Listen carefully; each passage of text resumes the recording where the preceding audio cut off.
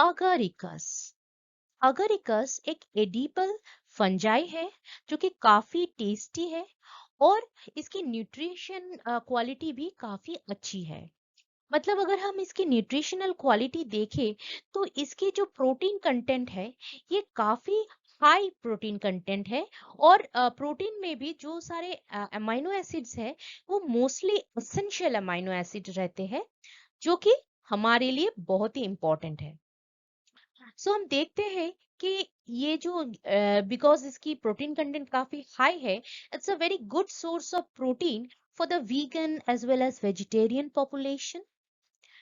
और अगर हम इसकी कैलोरीफिक वैल्यू देखें तो इसकी जो कार्बोहाइड्रेट कंटेंट या फैट कंटेंट है ये काफी लो है। पर इसमें भर भर के मिनरल्स और विटामिन है और इनफैक्ट 46 टाइप के एंजाइम्स भी है और ये इजीली डाइजेस्टेबल भी है। तो ये this a very good source of food for the diabetic population also. और इसमें अलग अलग से सेकेंडरी मेटाबोलाइट्स जैसे फेनोलिक कंपाउंड्स रहते हैं जिनमें काफी कुछ है जो एंटीऑक्सीडेंट प्रॉपर्टी दिखाता है, एंटी माइक्रोबियल प्रॉपर्टी दिखाता है। तो it's a very good therapeutic food also. But there is one problem. ये जो एगरिकस है ये काफी टाइम हम एगारिकस और एमानिटा को डिफरेंशिएट नहीं कर पाते हैं, हम मिस आइडेंटिफाई कर लेते हैं। और इसके वजह से क्या होता है, अमानिटा जो पॉइजनस फंजाई है जो एडिबल नहीं है उसको हम गलती से खा लेते हैं। क्योंकि यंग जब एगारिकस काफी यंग स्टेज में इसकी जो ये फ्रूटिंग बॉडी बॉडी रहती है तो ये भी अमानिटा के जैसा एकदम वाइट रहता है। और इसकी जो नीचे वाला पोर्शन है ये भी वाइट ही रहता है। पर जैसे जैसे इट मैच्योर्स एगरिकस में ये वाइट धीरे धीरे पिंकिश देन ब्राउनिश टर्न कर जाता है। पर ये एमानिटा में ऐसा टर्न नहीं करता। तो this is the only way. इसकी जो गिल नीचे वाले जो गिल वाला पोर्शन है इसको देख के ही हम at maturity we can differentiate agaricus from amanita. पर क्योंकि एगरिकस और कोई भी मशरूम हो ये इसको हम पिक करते हैं तभी जबकि इसकी ये काफी यंग रहती है। क्योंकि एक बार ज्यादा मैच्योर हो जाते हैं तो या मैच्योर हो जाते हैं तो क्या होता है, काफी सॉफ्ट हो जाती है और मशरूम में डिफरेंट टाइप इंसेक्ट्स की भी इन्फेस्टेशन होने लगती है। तो that type of mushroom which is very soft and squishy is not palatable. तो हम मैच्योरिटी में तो इसको पिक करते ही नहीं है, यंग स्टेज में पिक करते हैं जबकि ये काफी डिफरेंशिएट करने में काफी डिफिकल्ट रहती है। तो ये इसीलिए काफी बार क्या होता है, अमानिटा को गलती से पिक कर लेते हैं हम लोग, खा लेते हैं और मशरूम पॉइजनिंग भी हो जाता है। पर वो एगरिकस नहीं, एमानिटो को हम खाते हैं तब जाके ये पॉइजनिंग होता है। Hello friends, I am Dr. Antika Das. In this video, I am going to discuss about agaricus where मैं डिस्कस करने वाली हूँ ओवरव्यू, मॉर्फोलॉजी, एनाटोमी और इम्पोर्टेंस। सेकेंड पार्ट में मैं डिस्कस करूंगी रिप्रोडक्शन और life cycle. Welcome to botany with Antika. मैं ऐसे ही वीडियोस बनाती रहती हूँ बोटनी रिलेटेड टॉपिक में। मैंने बहुत अदर फंजाई पे भी काम किया है, मतलब वीडियोस बनाए हैं जिसकी लिंक मैंने एक प्लेलिस्ट में डाल के रखा है जो कि डिस्क्रिप्शन बॉक्स में है। So let's begin this video with Agaricus part 1। Taxonomic position Agaricus की, डिवीजन बेसिडोमाइकोटा। नाउ ये डिवीजन बेसिडोमाइकोटा ये एक बहुत ही बड़ा डिवीजन है। इसमें मशरूम्स भी आ जाते हैं, पफ बॉल्स और ईस्ट भी आ जाते हैं, as well as disease producing जैसे रस्ट या स्मट वो भी इसमें डिवीजन में आ जाते हैं।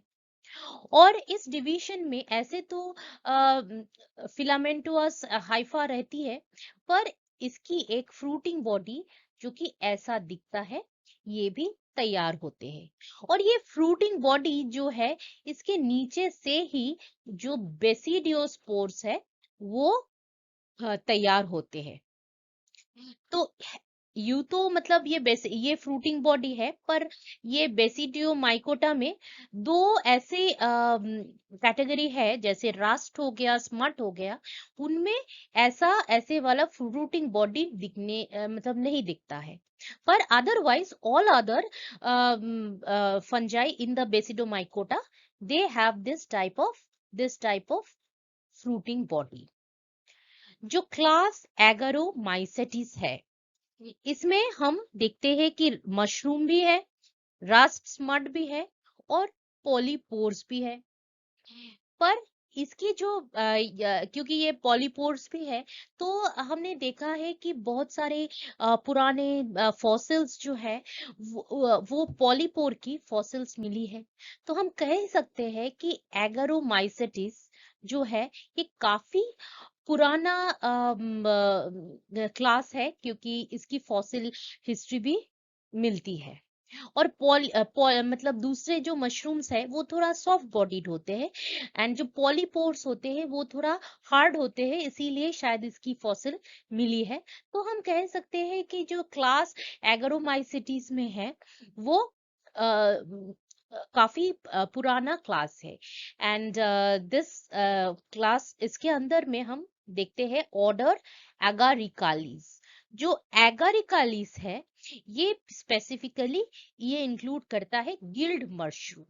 अब ये जो फ्रूटिंग बॉडी है, उसके नीचे ये जो ऐसे जो बने रहते हैं गिल्स, तो ऐसे वाला मशरूम जिसकी फ्रूटिंग बॉडी में ऐसे गिल्स होते हैं, जो कि ये वाली, वो सारे मशरूम्स को हम इंक्लूड करते हैं order agaricales. Order agaricales includes the gilled mushroom. और ये गिल्ड मशरूम को हम एगारिक्स भी कहते हैं। कुछ कुछ रिसर्च पेपर में आप देखेंगे वो ऐसे लिखते हैं एगरिक्स। सो एगरिक्स कौन है? ये ऑर्डर एगरिकालिस में जितने भी मशरूम्स आते हैं, मतलब जितने भी फंजाई आते हैं, उसको हम एगरिक्स बोलते हैं। ये ये ऐसे मशरूम को भी इंक्लूड करते हैं, और जैसे गैस्टेरॉइड फंजाई जैसे पफ बॉल्स, इसको भी इंक्लूड करते हैं। और फैमिली एगरिकासी, इसमें बहुत सारे ऐसी फंजाई है, जैसे एगरिकस है। एगरिकस की भी बहुत सारी स्पीशीज ऐसे हैं जो कि एडिबल है, जो कि कुछ और ऐसे स्पीशीज है जो कि नॉन एडिबल है। कुछ और ऐसे स्पीशीज भी है जो कि टॉक्सिक भी रहते हैं। सो एगरिकस, इसको हम कॉमनली फील्ड मशरूम भी कहते हैं, बटन मशरूम भी कहते हैं, डिपेंडिंग अपॉन द स्पीशीज। जो बाइस्पोरस है, एगरिकस बाइस्पोरस, इसको जनरली बोलते हैं बटन मशरूम। और जो एगरिकस कैंपेस्ट्रीज है, इसको हम फील्ड मशरूम बोलते हैं। तो जनरली क्या है, 17 स्पीशीज है इसकी, एगरिकस की, इंडिया में। और ये सारे जो कैंपेस्ट्रीज, ये सारे काफी कॉमन है। पर वाइडली अगर हम देखेंगे फूड के हिसाब से, तो एगरिकस बाइस्पोरस और कैंपेस्ट्रीज, बाइस्पोरस एगरिकस बाइस्पोरस और एगरिकस कैंपेस्ट्रीज जो है, ये दोनों ही इकोनॉमिकली इसकी कल्टीवेशन होती है।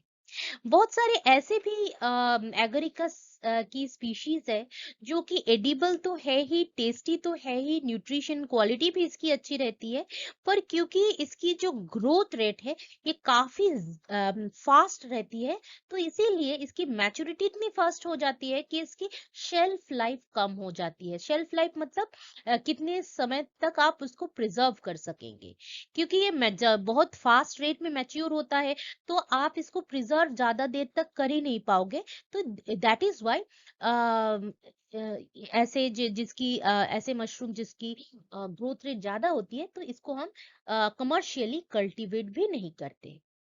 तो इंडिया में तो एगरिकस बाइस्पोरस और कैंपेस्ट्रिस का ही ज्यादा कल्टीवेशन होता है।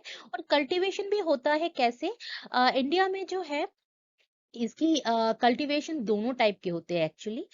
एक तो होता है कि सीजनल कल्टीवेशन जो विंटर के मंथ में होता है, जो कि पंजाब हरियाणा महाराष्ट्र में होता है। और दूसरा होता है कि ईयर राउंड इसका कल्टीवेशन रहता है। जो ईयर राउंड कल्टीवेशन रहता है वो जनरली हिली रीजन में, जैसे कश्मीर में, हिमाचल प्रदेश में, और इधर वेस्ट बंगाल में भी काफी कल्टीवेशन होता है। तो ये होता है ईयर राउंड कल्टीवेशन।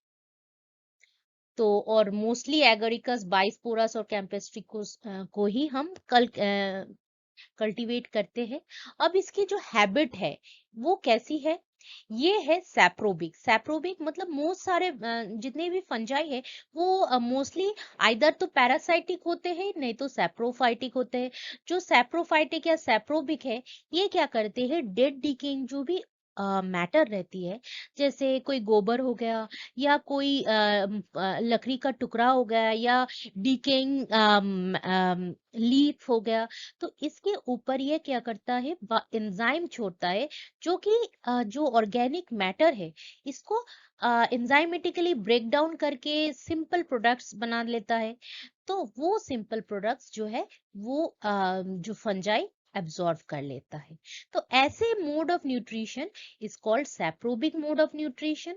तो जहां पे भी डेड डिकेइंग मैटर रहेगी, वही हम देखेंगे फंगल ग्रोथ। और ये जो फंगल ग्रोथ है, ये बाहर से नहीं होगा, ये always it will be under the soil. वो सॉइल के नीचे ही रहेगा, बाहर तब आएगा जबकि इसको फ्रूटिंग बॉडी बनानी रहेगी। और फ्रूटिंग बॉडी भी बनते हैं after certain amount of rainfall, then we see the fruiting body. So this is all is habit. अब इसकी जो हैबिटेट है, मतलब कहाँ मिलता है, तो ये अगर देखेंगे हमारी अर्थ में, तो ये जो है ये एकदम टेम्परेट रीजन में भी मिलता है और ट्रॉपिकल रीजन में भी मिलता है। तो हम देख रहे हैं कि अम, इसकी जो है जनरली तो ये पसंद करता है कूल एरिया में।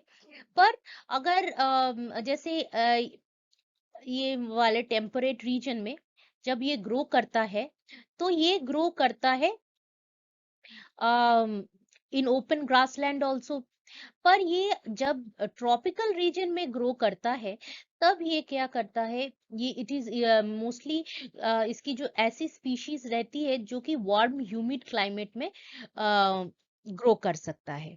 मतलब जैसे ये वाली टेम्परेट रीजन की अलग सी स्पीशीज होंगे, जैसे एगरिकस कैम्पेस्ट्रीज जो है वो काफी low temperature, that is the temperate region में ग्रो कर सकता है। पर जो है एगरिकस बाइस्पोरस, वो वो क्या करता है, वो हॉट ह्यूमिड क्लाइमेट में भी ग्रो कर सकता है। तो हम देखते हैं कि अलग अलग सी स्पीशीज, अलग अलग सी इसकी डिस्ट्रीब्यूशन रहती है, टेम्परेचर डिपेंडेंट स्पीशी डिस्ट्रीब्यूशन रहती है। और अगर हम देखेंगे, एक अगरिकस की स्पीशीज है, जैसे अगरिकस सब र्यूफिसेंस, ये जो है ये एक जीरोफाइटिक, ये एक जेरोफाइटिक फंजाई है। मतलब ये क्या है, काफी ड्राई एटमॉस्फेयर में भी ये ग्रो कर सकता है।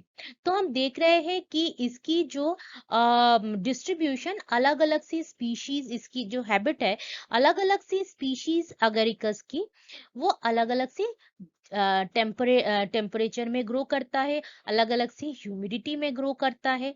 पर जनरली ये moist and shady places he prefer करता है, पर इट कैन अडेप्ट ऑल्सो। तो जनरली इसको हम देखते हैं ऐसे जगह पे जहाँ पे डेड डिकेइंग मैटर ज्यादा हो, जैसे हो गया जैसे in the on the ground of forest, forest floor में ये ग्रो कर सकता है। स्पेशली जो हार्डवुड ट्री रहते हैं उनके साथ सिम्बायोटिकली ये थोड़ा ये ग्रो कर लेते हैं, जैसे spruce, redwood, pine, Elm, Elder, ये सारे जो ट्रीज होते हैं, इससे ये सिम्बायोटिक एक एसोसिएशन बना लेता है, और इसके मतलब जो ट्री के आसपास ही ये ग्रो करता है। अपार्ट फ्रॉम वुडलैंड, ये इसको हम ग्रासलैंड में भी देखते हैं, कोई मेडो में देख लेते हैं, या कोई अर्बन सेटिंग में भी हम देख लेते हैं। मतलब ये नेचुरल जो एनवायरनमेंट, इसकी जो हैबिटेट रहती है, ये एक रूरल सेटिंग में भी ग्रो कर लेता है, अर्बन सेटिंग में भी ग्रो कर लेता है, और डिफरेंट टेम्परेचर में भी ग्रो कर लेता है, और डिफरेंट मॉइस्चर कंडीशन में भी ग्रो कर लेता है, but generally it prefers moist shady place where there is high amount of dead decaying matter, क्योंकि ये एक सैप्रोबिक फंजाई है। इसकी जो डिस्ट्रीब्यूशन हम देखेंगे तो बोथ न्यू वर्ल्ड या ओल्ड वर्ल्ड दोनों ही रीजन में मिलते हैं, और इनफैक्ट ये एंटार्क्टिका को छोड़ के सारे जो कॉन्टिनेंट है इसमें मिल जाते हैं। और अगर देखेंगे इंडिया में तो मेनली जो है हिमालयन रीजन में ही इसको मिलते हैं। और जो मैं बात कर रही थी जेरोफाइटिक फंजाई जो है, ये वाले जैसे western China, western portion of China, इधर ये जो सब रूफिसंस है एगरिकस के, वो मिल जाते हैं। और जो ईस्टर्न पोर्शन ऑफ चाइना है जहाँ पे मॉइस्चर काफी हाई है, उधर भी दूसरे दूसरे स्पीशीज जैसे एगरिकस टेनिएटस मिल जाते हैं। तो हम देख रहे हैं कि all the continents they have some और अदर स्पीशी ऑफ एगरिकस। अब एगरिकस में ये सारे जो स्पीशीज है, ये सारे एडिबल है। मतलब क्या हम इसको खा सकते हैं, ये टॉक्सिक नहीं रहेगा। इसकी जो टेस्ट भी काफी अच्छी है, और इसकी न्यूट्रिशनल क्वालिटी तो मैं पहले ही बता चुकी हूँ। और क्या है इसकी जो इसकी जो एडिबल मशरूम्स है, उसकी ऑर्डर बहुत ही मतलब खुशबू बहुत ही अच्छा रहता है, एक नटी फ्लेवर देता है। और ये जो फ्लेवर और एरोमा, ये रहती है मोस्टली बेंजाल्डिहाइड कंपाउंड के वजह से, जैसे बेंजाल्डिहाइड, बेंजीन अल्कोहल, बेंजोनाइट्रिल, ये सारे जो कंपाउंड्स है, इसके वजह से ही इसकी जो एक नटी एनिसिड वाला जो एरोमा है, वो इसी की वजह से आता है। इसकी कोई पॉइजनस स्पीशीज भी है, ये सारे जो है वो एगरिकस की पॉइजनस स्पीशीज है। अब जो पॉइजनस स्पीशीज है वो टॉक्सिक रहता है mostly due to this phenolic compounds.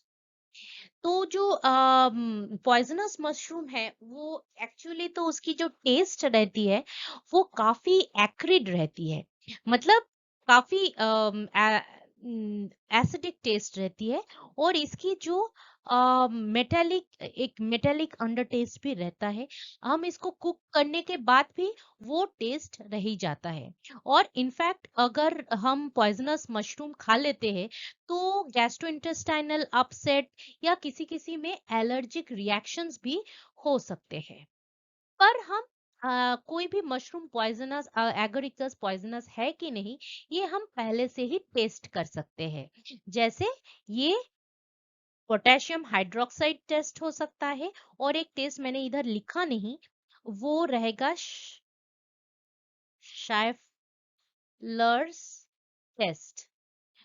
तो ये जो टेस्ट होता है, इसमें क्या करते हैं, शाइफलर टेस्ट और केओएच टेस्ट दोनों में ही क्या होता है कि मशरूम की फ्लैश में थोड़ा स्क्रैच करके ये सॉल्यूशंस डाल देते हैं। अगर थोड़ा कलर चेंज हुआ, मतलब ये व्हाइट से येलो कलर आ गया, तो ये टॉक्सिक। पर अगर ये ऑरेंज कलर या रेडिश कलर आ गया, तो ये एडिबल रहेगी। तो एडिबल के लिए रेडिश कलर या ऑरेंज कलर कलर चेंज, और टॉक्सिक के लिए येलो कलर। सो ये कलर चेंज या स्टेनिंग टेस्ट से भी पता चल जाता है कि ये मशरूम पॉइजनस है कि नहीं। वेजिटेटिव बॉडी एगरिकस की, इसकी जो वेजिटेटिव बॉडी है 3 टाइप के रहते हैं। एक तो प्राइमरी माइसेलियम जो कि जमीन के नीचे रहता है और काफी शॉर्ट लिव्ड रहता है, और एक रहता है सेकेंडरी माइसेलियम जो भी जमीन के नीचे ही रहता है, पर इसकी जो लाइफ स्पैन है ये काफी लंबा चलता है। और प्राइमरी माइसेलियम से ही सेकेंडरी माइसेलियम तैयार होता है, और secondary mycelium in turn tertiary mycelium तैयार करते हैं। तो जो वेजिटेटिव बॉडी है वो ऐसे एक हाइफा से शुरू होता है जो कि सेप्टेट है, मतलब इनमें जो सेल्स बनी हुई है इसकी जो वॉल है ये कंप्लीट नहीं है, ये थोड़ा ऑब्लिक वॉल रहती है, और ये थोड़ा प्रोटेक्टेड रहते हैं विथ पैरेंथोसोम। ये जो पैरेंथोसोम है इससे ये प्रोटेक्टेड रहता है।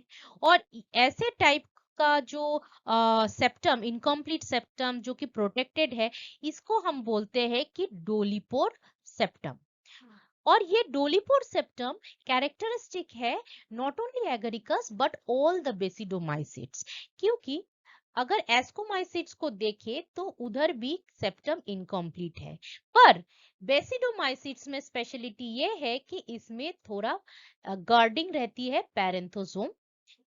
तो जो प्राइमरी माइसेलियम उसमें एक ही न्यूक्लियस रहती है, और ये न्यूक्लियस भी मतलब दिखने में तो ऐसे एक जैसा ही लगता है, पर फिजियोलॉजिकली ये एक रहता है पॉजिटिव, दूसरा रहता है नेगेटिव। और ऐसे जहाँ पे आइदर पॉजिटिव या नेगेटिव ऐसा जो फैक्टर रहता है, जैसे इसको बोलते हैं बाई पोलर मोनोकारियोन, क्योंकि एक है पॉजिटिव दूसरा है नेगेटिव। तो ऐसे टाइप ऑफ न्यूक्लियस को हम बोलते हैं bipolar monokaryon. Mono means single, karyon means nucleus, और बाइपोलर मतलब आइदर पॉजिटिव रहेंगे या नेगेटिव रहेंगे। तो ये जो ए और बी दोनों दो टाइप के पॉजिटिव, ये है पॉजिटिव वाली माइसेलियम, सॉरी हाइफा, और ये है नेगेटिव वाली हाइफा। तो ये अगर ये वाली पॉजिटिव और नेगेटिव हाइफल टिप्स अगर एक साथ मिल जाते हैं तो एक बाई सेलुलर, एक बाई न्यूक्लिएट सेल तैयार होंगे। तो ये जो बाई न्यूक्लिएट सेल तैयार होंगे ये धीरे ये जो फ्यूजन हुआ, इसमें न्यूक्लियस फ्यूजन नहीं हुआ है। इसकी जो टिप है ये थोड़ा अम, इसमें थोड़ा फ्यूजन हो गया है वॉल का, और ये सेल जो तैयार हुआ है इसमें है जो प्रोटोप्लाज्म, प्रोटोप्लाज्म फ्यूज हुआ है लेकिन न्यूक्लियस फ्यूज नहीं हुआ है। तो ये वाले जो प्रोसेस है जिनमें सिर्फ प्रोटोप्लाज्म ही फ्यूज हुआ है, न्यूक्लियस नहीं हुआ है, इसको बोलते हैं प्लाज्मोगैमी या सोमाटोगैमी, जिसमें सिर्फ साइटोप्लाज्म ही फ्यूज हुआ है और न्यूक्लियस अलग अलग से रहता है। तो यहाँ हम देख रहे हैं कि प्लाज्मोगैमी के बाद ही कारियोगैमी मतलब न्यूक्लियर फ्यूजन नहीं होता है। तो जो न्यूक्लियर फ्यूजन ये थोड़ा डिलेड रहता है। तो इसके बाद क्या होता है, ये जो बाई न्यूक्लियर सेल हुआ है ऐसे करके ये एक एंटायर हाइफा बना देता है। तो बाई न्यूक्लिएट जो सेल है उसमें एक थोड़ा जो बाई न्यूक्लिएट सेल है तो उसमें एक ऐसा थोड़ा आउटग्रोथ देखा जाता है जो कि नेक्स्ट स्टेज में इस आउटग्रोथ में ये जो रेड वाला न्यूक्लियस है, जो पॉजिटिव वाला न्यूक्लियस है वो आउटग्रोथ में चला जाता है। और उसके बाद क्या होता है,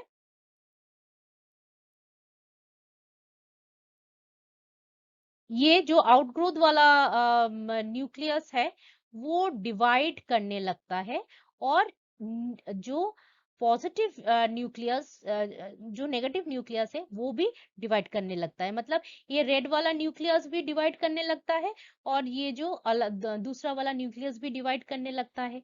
तो फिर जो सेल है तो उसमें क्या रहती है, एक तो एक ऐसा न्यूक्लियस मतलब एक पेयर रह जाती है और ये क्लैंप वाला जो न्यूक्लियस है वो भी इधर आ जाता है। तो क्लैंप वाला जो न्यूक्लियस वो क्या करता है, वो इधर आ जाता है। तो अभी हम देखते हैं कि ये जो सेल है उसमें दो दो न्यूक्लियस डिफरेंट टाइप के रह गए, मतलब टोटल 4 न्यूक्लियस रह गए। फिर एक सेप्टा तैयार हुआ और ये जो क्लैंप था ये धीरे धीरे ये डिसइंटीग्रेट कर गया और ऐसे मतलब मोनोकार्योटिक से ऐसे डाइकार्योटिक हाइफा तैयार हो गया। अब बहुत सारे हाइफा जो एक साथ रहते हैं तो इसको हाइफल मास को एक साथ इसको हम माइसेलियम बोलते हैं।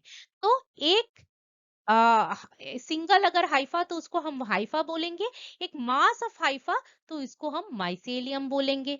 तो हमने देखा लास्ट स्लाइड में कैसे एक मोनोकार्योटिक माइसेलियम जो कि ए है से हम दो अलग पॉजिटिव नेगेटिव मोनोकार्योटिक माइसेलियम जो है मिलके वो बनाए हैं एक डाइकार्योटिक माइसेलियम।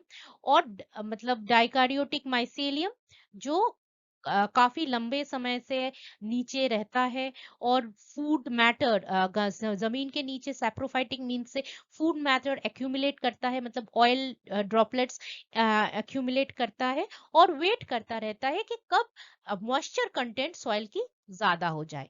जब भी मॉइस्चर कंटेंट ज्यादा हो जाता है तो ऐसा वाला एक फ्रूटिंग बॉडी तैयार होता है। तो ये जो बी वाला स्टेज है डाइकार्योटिक और सेकेंडरी माइसेलियम, ये क्या करता है, एक राइजोमॉर्फ जैसा स्ट्रक्चर तैयार कर लेता है जो कि एक डोर्मेंट स्टेज में रहता है। जैसे ही मॉइस्चर कंटेंट हाई हो जाता है तो धीरे धीरे क्या होता है, ऐसे बटन वाला स्टेज तैयार करता है और धीरे धीरे ये जो बटन वाला स्टेज है ये इलोंगेट कर जाता है और ये जो पाइलस है ये भी इलोंगेट कर जाता है और अल्टीमेटली मैच्योर ऐसा एक फ्रूटिंग बॉडी दिखने को मिलता है। तो ये रह गए इसके प्राइमरी, जो कि A primary mycelium, B secondary mycelium, C जो है इसकी टर्शियरी माइसेलियम। अब इसके बाहर से मॉर्फोलॉजी क्या है इसकी, जो प्राइमरी और सेकेंडरी माइसेलियम उसके तो हमने देख ही लिया था कि इसकी ये जो है कलेक्शन ऑफ हाइफल मास है। और टर्शियरी माइसेलियम जो कि ये फ्रूट बॉडी है, तो इसको हम देखेंगे अगर तो ये दो पार्ट में हम डिवाइड कर सकते हैं। ये ऊपर वाला पोर्शन जो है ये इसको बोलते हैं पाइलस और नीचे वाला जो पोर्शन है इसको हम बोलते हैं स्टाइप। ये जो फ्रूटिंग बॉडी है ये जनरली रेनी सीजन या रेन हो गया तो बरसात के बाद ही इसको ये निकलता है। और क्योंकि ये जो माइसेलियम है ये ग्रो करता है एक सेंट्रीफ्यूगल पैटर्न में, मतलब ये इनिशियल माइसेलियम तो ये ग्रो करता है एक सेंट्रीफ्यूगल पैटर्न में, एक सर्कुलर पैटर्न में, बाहर अंदर से बाहर के साइड तक। तो इसीलिए अगर इनिशियल माइसेलियम इधर है तो जो फ्रूटिंग बॉडी वो ऐसे सर्कल में आ जाते हैं और इसको बोलते हैं हम फेयरी रिंग। क्योंकि जो सेंट्रल वाला पोर्शन है, ये वाला पोर्शन है, सेंट्रल वाला जो पोर्शन ये वाली पोर्शन है ये काफी जब ओल्ड हो जाती है माइसेलियम तो ये ओल्डर पार्ट ये डीके कर जाता है। तो और ये ग्रो करता रहता है बाहर के साइड, बाहर के साइड के डायरेक्शन में। तो इसीलिए तो every year we get more and more bigger size fairy ring. जो फेयरी रिंग की साइज वो काफी लार्ज हो जाती है, डायमीटर इसकी। मतलब फर्स्ट ईयर में अगर ये वाली फेयरी रिंग रही, तो सेकेंड ईयर में ये वाली फेयरी रिंग, थर्ड ईयर में ये वाली, फोर्थ ईयर में ये वाली। तो फेयरी रिंग की जो डायमीटर ये इंक्रीज करता रहता है हर एक साल में, क्योंकि इसकी ग्रोथ है सेंट्रीपिटल। और तो ऐसा ही रहता है फेयरी रिंग का वो। अब हम देखते हैं ऊपर का पोर्शन जो पाइलस है। पाइलस जनरली जब यंग स्टेज में ये व्हाइटिश कलर के ही रहते हैं। धीरे धीरे जब जैसे मैच्योर होते रहते हैं, तो ये जो पाइलस के ऊपर जो सिल्की थ्रेड जैसा स्ट्रक्चर वो कन्वर्ट हो जाता है ऐसा स्केली स्ट्रक्चर में, और व्हाइट से थोड़ा ऑफ वाइट ब्राउनिश कलर भी ले लेता है। ये तो रहा पाइलस की ऊपर वाली साइड कैसे दिखता है। इसकी जो नीचे वाली साइड है, इसमें रहती है गिल्स, पर हम वो अभी नेक्स्ट स्लाइड में देखेंगे। तो जो पाइलस की ऊपर वाली साइड है, पहले तो उसमें क्या रहती है, एक स्मूथ सी रहती है, फिर वो थोड़ा फाइब्रोअस हो जाता है। और ये पाइलस जो है, एक तो पहले एकदम बटम शेपेड था रहता है, फिर ये धीरे धीरे हेमिस्फेरिकल शेप में हो जाता है। मतलब जैसे ये वाली है मैच्योर वाली पाइलस, और ये है एक इमैच्योर वाली पाइलस। तो जो पाइलस है, इसके नीचे वाले साइड से, मतलब ये वाले साइड से जहां पे गिल्स रहती है, उधर रहता है क्या, स्पोर तैयार होती है, जो बेसिडियो स्पोर। ये जो बेसिडियो स्पोर है, इसको मैं नेक्स्ट स्लाइड में डिस्कस करूंगी। तो जो पाइलस, अगर हम इसको उल्टा करके देखें, तो मैं जो बोल रही थी, ये वाली जो दिख रहा है रेशे रेशे जैसा, ये है गिल्स। हम दिख ही रहा है कि गिल्स जो है, ये एक रेडियल अरेंजमेंट रहती है गिल्स की। और ये जो गिल्स है, ये पहले तो ये व्हाइट कलर की रहती है, जो कि इमेच्योर। फिर जैसे जैसे मैच्योरिटी बढ़ता है, तो स्लाइट पिंकिश कलर से रेडिश कलर हो जाता है, या ब्राउनिश कलर हो जाता है। तो जैसे जैसे ये कलर वेरिएशन क्यों होता रहता है, क्योंकि ये जो बेसिडियोस्पोर जो गिल्स है, तो गिल्स की दोनों साइड में बेसिडियो कार्प बनी रहती है, और सॉरी स्टेरिगमेटा, ये जो इसकी जो दोनों ही साइड में अलग से बेसिडियोस्पोर तैयार होते हैं। और ये जो बेसिडियोस्पोर है, उसकी ही इमेच्योर स्टेज में व्हाइट रहती है, फिर पिंकिश, जैसे फुल्ली मैच्योर हो गया तो ब्राउनिश हो जाता है। तो बेसिडियोस्पोर के कलर चेंज के वजह से ही गिल्स की जो ये जो गिल्स है, गिल्स की कलर चेंज हो जाती है। और ये वाली स्टेज है, मतलब जैसे बेसिडियो कार्प को उल्टा करके ये वाली स्ट्रक्चर दिख जाती है। ये वाली एक मैच्योर गिल स्ट्रक्चर है। अब ये जो गिल्स है, ये बहुत से high number 300 to 600 in number रहती है, और ये रेडियली अरेंज रहती है। और क्या है, इनकी जो है, इनकी लेंथ तीन टाइप के रहते हैं। मतलब एक ये हो गया सबसे बड़ी वाली Gill, intermediate size, quarter size. तो हम देख रहे हैं कि तीन साइज की रहती है। ये वाली जो है, ये है फुल साइज, ये जो है इंटरमीडिएट साइज, और ये जो है सबसे छोटी वाली, जैसी क्वार्टर क्वार्टर साइज की ये वाली गिल। इसको हम क्यू से डिनोट कर देते हैं। तो हमने देखा कि गिल की जो साइज है, ये तीनों साइज की रहती है, और ये अनइक्वल डेवलपमेंट के वजह से ही ये साइज डिफरेंस रहती है।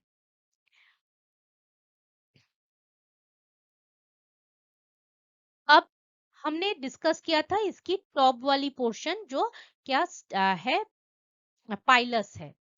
तो पाइलस पहले तो ऐसा दिखता था, फिर हेमिस्फेरिकल हो गई, लेकिन पाइलस के नीचे ये जो सिलिंड्रिकल पोर्शन है, इसको बोलते हैं हम स्टाइप। अब जो स्टाइप है, ये पहले तो बहुत ही छोटा रहता है, फिर जैसे जैसे मैच्योर होता रहता है, वो इलोंगेट कर जाता है। ये जो है सारे एग्जाम्पल्स है, पहले छोटा रहता है, फिर ये स्टाइप जैसे जैसे बढ़ जाता है, तो ये पाइलस ऊपर आता जाता है। और पहले तो एक्चुअली जब सेकेंडरी माइसेलियम नीचे रहता है, ग्राउंड के नीचे, जो कि राइजोमॉर्फ, तो उससे एक बटन स्टेज तैयार होता है, और धीरे धीरे जैसे बढ़ जाता है तो ऐसे वाले स्टेज तैयार होते हैं। तो ये जो स्टाइप है, इसके बढ़ने से ही ये वाला ट्रांसफॉर्मेशन आया है। मतलब बटन स्टेज से मैच्योर स्टेज आने के लिए स्टाइप का बढ़ना बहुत ही एक इम्पोर्टेंट चीज है। और ये जो स्टाइप है, इसकी भी थोड़ा शेप और कलर चेंज हो जाता है। पहले तो जब इमेच्योर स्टेज में स्टाइप थोड़ा ऐसे बल्बुअस रहता है, फिर क्या होता है, जैसे ही ग्रोथ शुरू हो जाता है, लॉन्गिट्यूडिनल ग्रोथ, तो ये थोड़ा सिलिंड्रिकल हो जाता है। पहले तो लाइट पिंक कलर के रहते हैं, लेकिन जैसे जैसे इसके ऊपर स्केल्स रहते जाते हैं, तो ये थोड़ा कलर चेंज भी हो जाता है। अब ये जो स्टाइप है, पहले जब ये बॉटम स्टेज में थे, तो इसमें इसमें थोड़ा प्री लैमिनर स्पेस जो था, ऐसा ही था। लेकिन जैसे जैसे ये इट इज ग्रोइंग, तो इसकी जो है प्री लैमिनर जो स्पेस है, ये गिल्स तैयार कर लेते हैं, और धीरे धीरे जो एक प्रोटेक्शन के लिए व्हीलम रहती है, तो ये वेल और व्हीलम जो है, ये फट जाता है। तो पहले तो फट जाने के बाद ये जो वेल है, ये थोड़ा ऐसे स्कर्ट जैसा दिखता है। मतलब ये वाली जो है, ये है वो ब्रोकन टॉर्न व्हीलम। और ये व्हीलम क्यों टॉर्न हुआ है? क्योंकि पहले तो ये प्रोटेक्शन का काम करता था, लेकिन जैसे जैसे अपना स्टाइप जो है ये इलोंगेट हो गया, और ये ऊपर का पाइलस जो है, ये भी लॉन्गिट्यूडिनली फैलने लगा, दोनों डायरेक्शन में ये इलोंगेट होने लगे। मतलब इसकी साइज बढ़ने लगी है पाइलस की। पहले ये इमेच्योर पाइलस है, ये मैच्योर पाइलस है, तो पाइलस की भी साइज बढ़ रही है। तो धीरे धीरे ये जो वेल है, वो ड्यू टू टेंशन ये फट जा रहा है। और फटने के बाद ये जो वेल है, उसको हम बोलते हैं एन्यूलस। तो ये थोड़ा एक ऐसे स्कर्ट जैसा दिखता है। अब इसकी जो ऊपर वाली सतह है, तो इसकी ऊपर वाली सतह काफी स्मूथ रहती है। पर इसकी अगर नीचे वाला पोर्शन देखे, नीचे वाला मतलब अंदर वाला पोर्शन देखे, तो इसमें काफी स्केल्स बनी हुई है। कहाँ बनी हुई है? ये एन्यूलस में बनी हुई है। और ये जो एन्यूलस बनी है, ये बेसिडोमाइसिट्स की एगरिकस की एक कैरेक्टरिस्टिक फीचर भी है। अब इसकी देखते हैं हम, इसकी अगर ट्रांसवर्स सेक्शन करते हैं स्टाइप की या पाइलस की, तो ये कैसे दिखता है। मैंने इधर जो भी इंफॉर्मेशन डाल दिया है। I am going to the next slide to explain, क्योंकि उधर डायग्राम बनी हुई है, आप थोड़ा इसको पॉज करके रीड इट आउट। ये जो ए वाला डायग्राम है, ये है स्टाइप की ट्रांसवर्स सेक्शन।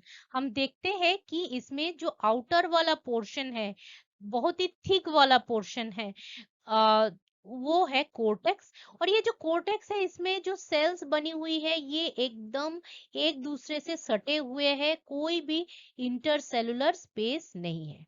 लेकिन जो इनर जो मेडलरी पोर्शन है, ये वाली पोर्शन, तो उसमें हम देख रहे हैं कि फंगल जो हाइफा है वो थोड़ा लूजली अटैच्ड रहती है। तो मेडला जो है, जो अंदर वाला पोर्शन है, उसमें काफी लूज अरेंजमेंट रहती है, और कोर्टेक्स जो है उधर फंगल हाइफा जो है वो बहुत ही कंपैक्टली अरेंज रहता है, और ये है एक transverse section of the stipe. अगर देखें ऊपर वाली पोर्शन दैट इज पाइलस की, अगर पाइलस की हम देखेंगे, तो इसको अगर हम उल्टा करके देखेंगे तो ये वाली तो रहेगी जो है स्टाइप वाला पोर्शन। लेकिन अगर स्टाइप के साइड में हम देखेंगे तो हम देखेंगे कि इसका भी दो एक है कि ये वाली ये वाली जो आउटर वाली मार्जिन जो है ये काफी काफी कंपैक्ट रहती है, और ये जो अंदर जो गिल वाला पोर्शन है, ये वाली जो मैं ग्रीन में कर रही हूँ, तो इसका अगर हम ट्रांसवर्स सेक्शन करेंगे तो कुछ ऐसा दिखेगा। ये जो गिल है, इसका हम अगर ट्रांसवर्स सेक्शन करते हैं तो हम देखते हैं कि गिल में जो है एक सेंट्रल रीजन है जिसको बोलते हैं ट्रामा, जिसपे काफी इलोंगेटेड, यहाँ देखिए काफी इलोंगेटेड सेल्स एक दूसरे एंड टू एंड बने हुए हैं। और ये जो इलोंगेटेड सेल्स, काफी इलोंगेटेड सेल्स बनी हुई है ये सेंट्रल रीजन ट्रामा में। अब ट्रामा के दोनों साइड में कंपैक्टली अरेंज्ड सेल्स जो है कि सब हाइमेनियम, दोनों साइड में सब हाइमेनियम। ये ट्रामा और ये सब जो हाइमेनियम है, ये दोनों ही ये स्टेराइल टिश्यू है। इसके ऊपर से ये से क्लब शेपेड स्ट्रक्चर बनी हुई है, ये है फर्टाइल रीजन, और इसको हम बोलते हैं हाइमेनियम। ये वाली जो लेयर है, ये वाली लेयर जो मैं रेड में दिखा रही हूँ, ये वाली लेयर है फर्टाइल लेयर, और ये वाली जो लेयर है अंदर वाली, that is the trama and the subhymenium, ये है स्टेराइल, और ये सारे है फर्टाइल लेयर। सो हम देख रहे हैं ट्रामा के दोनों साइड में है सब हाइमेनियम, और सब हाइमेनियम के साइड में है हाइमेनियम। जो आउटर मोस्ट पोर्शन हाइमेनियम वो फर्टाइल होता है, और ये जो क्लब शेपेड बेसिडियो कार्प है, इसके इसके ऊपर जो है हम देखते हैं कि ऐसा, इसके ऊपर ये जो क्लब शेपेड है, तो इसके ऊपर चार ऐसे पॉइंटेड स्ट्रक्चर रहती है जिसको हम बोलते हैं स्टेरिक मेटा। स्टेरिक मेटा, जिसके ऊपर एक बडिंग होने के बाद ऐसा बेसिडियोस्पोर। अब बेसिडियोस्पोर कैसा रहता है? दो रहता है पॉजिटिव और दो रहती है नेगेटिव। तो बेसिडियोस्पोर, ये जो प्राइमरी माइसेलियम है, प्राइमरी माइसेलियम ये है हैप्लॉयड, ये है हैप्लॉयड। उससे जो सेकेंडरी माइसेलियम बनी उसमें है क्या? हैप्लॉयड, मतलब n+n, दो न्यूक्लियस है, पर ये डिप्लॉयड नहीं है, ये अभी भी n+n है। उसके बाद जो टर्शियरी टर्शियरी माइसेलियम, जो कि ये वाले सब फ्रूटिंग बॉडी है, तो ये भी n+n ही है, डाइकारियोटिक ही है। पर जो इसके बाद ये स्टेरिक मेटा में दोनों जो न्यूक्लियस है उसमें फ्यूजन हो जाती है। स्टेरिक मेटा में ही दोनों न्यूक्लियस जो है वो क्या होता है, फ्यूज हो जाते हैं एक दूसरे से। तो क्या होता है, ये वाली चीज जो होती है, एक बार फ्यूजन हो गया, फिर क्या होगा, एक बार फ्यूजन होने के बाद, फ्यूजन होने के बाद मियोसिस हो जाएगी। मतलब ये वाली जो स्टेज है n+n है, ये वाली 2n है, फिर जो मियोसिस हो गया जिसको मैं, तो इधर क्या है, चार चार हैप्लॉइड स्पोर्स बने होते हैं। ये चार है हैप्लॉइड स्पोर्स। तो ये सब होता है स्टेरिगमेटा के अंदर। ये जो ये वाली है बेसिडियम, जिसमें ये वाली जो पॉइंटेड है ये स्टेरिगमेटा, और ये जो है बेसिडियोस्पोर। अब जो बेसिडियोस्पोर है, जो कि अगेन हैप्लॉइड है, ये जर्मिनेट करके ऐसा माइसेलियम फिर से बना देता है।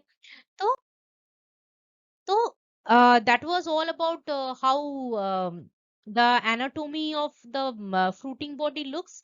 ये थोड़ा अच्छा वाला पिक्चर है। देखिए ये वाली पोर्शन है ट्रामा, और ये वाली पोर्शन जो है, ये वाली पोर्शन ये है सब हाइमेनियम, और ये ट्रामा और सब हाइमेनियम ये एंटायर पोर्शन है स्टेराइल, और फर्टाइल पोर्शन तो सिर्फ ये वाली और ये वाली, मतलब जो हाइमेनियम वाली पोर्शन है। तो हम देखते हैं इसकी जो इकोनॉमिक इम्पोर्टेंस। हमको पता है कि बहुत सारे कंट्रीज में, स्पेशली जो China, Japan, south east Asia के बहुत सारे कंट्रीज में, ये तो बहुत पुराने जमाने से इसको कल्टीवेट कर रहे थे। अभी 20th सेंचुरी में यूरोप में भी इसकी कल्टीवेशन काफी ज्यादा हो रही है, और इनफैक्ट इंडिया में भी काफी इसकी कल्टीवेशन हो रही है, और ये फूड के हिसाब से भी है, और इसकी जो है अपार्ट फ्रॉम न्यूट्रिशनल वैल्यू, इसकी मेडिसिनल जो वैल्यू ये भी काफी है। इसकी जो है ये ट्रेडिशनली तो इसको हम सूप, स्ट्यू या स्मूदी में यूज करते हैं, पर जो है ये जो एडिबल जितने भी है, ये बहुत ही स्वीट टेस्ट के रहते हैं, इसकी बहुत फ्रेगनेंस भी रहती है। पर कुछ कुछ लोगों में, जैसे जिनकी एलर्जी हो जाती है, तो उनको मतलब गैस्ट्रो इंटेस्टाइनल डिस्कम्फर्ट भी हो जाता है, अ, जो कि happens in very few people. और एगरिकस के बहुत सारे स्पीशीज ऐसे भी है जो कि हाईली पॉइजनस भी है। तो हमको ये देखना पड़ेगा कि we should be very careful in what we are consuming, क्योंकि जो पॉइजनस है, तो वो अपार्ट फ्रॉम गैस्ट्रोइंटेस्टाइनल प्रॉब्लम, ये लीवर प्रॉब्लम भी क्रिएट कर देता है। तो जो ट्रेडिशनल यूज है, उसको धीरे धीरे, जैसे लैब लैब में इसकी काफी रिसर्च वर्क हो रही है, लेकिन ये सारे जो ट्रेडिशनल मेडिसिनल यूज है, वो अभी तक होने के स्टेज में है, पर प्रूव नहीं हुआ है। तो that these are traditionally used, but there are many traditional uses, especially जो पुराने जमाने में एस्टेक सिविलाइजेशन में, ये इसको काफी डिफरेंट यूजर्स रहती है एगरिकस की, एगरिकस ब्लेजेई की। पर इसकी apart from this positive, that is food, फिर इसकी थेराप्यूटिक वैल्यू, ये सब तो पॉजिटिव पॉइंट है, लेकिन इसकी कुछ नेगेटिव भी रहती है। जैसे एक तो हो गया कि ये बहुत ही टॉक्सिक है, और टॉक्सिसिटी कैसी है, एक एलर्जिक रिएक्शंस कर देता है, तो लीवर डैमेज होने की फंक्शन चांसेस रह जाती है। उसके अलावा भी जो है आ, ये बहुत सारे हेवी मेटल्स को भी एक्यूमुलेट करता है, जैसे कैडमियम हो गया, कॉपर हो गया, तो ये हेवी मेटल्स को एक्यूमुलेट कर लेता है। तो if you are consuming any mushroom agaricus from a mine field, और ऐसे एरिया में जहाँ पे हेवी मेटल्स की कंटेमिनेशन हो गई है, वैसे सॉइल में अगर एगरिकस ग्रो करता है, तो वो Agaricus high amount of heavy metal include करेगा।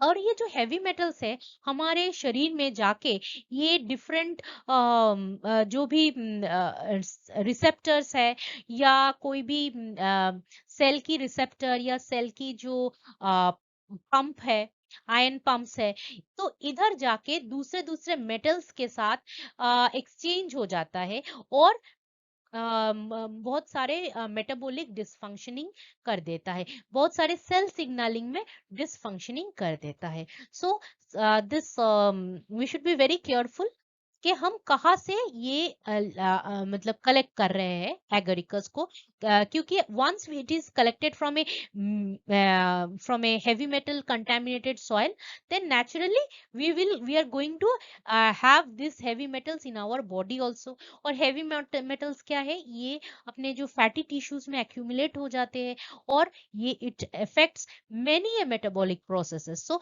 metabolic entire body में बहुत सारे metabolic dysfunctionings हो जाते हैं। तो ये हो गया हेवी मेटल्स का। और एलर्जिक रिएक्शंस तो है ही। तो इस सारे कारण के लिए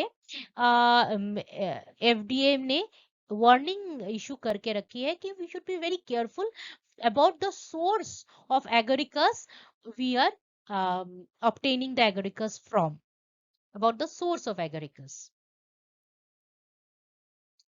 So that was all about the first part of the video, जहाँ पे मैंने इसकी morphology, anatomy, इसकी economic importance और threats क्या क्या है, और इसकी जनरल डिस्ट्रीब्यूशन, ये सारे मैंने डिस्कस किए। नेक्स्ट पार्ट में मैं डिस्कस करने वाली हूँ इसकी रिप्रोडक्शन और लाइफ साइकिल।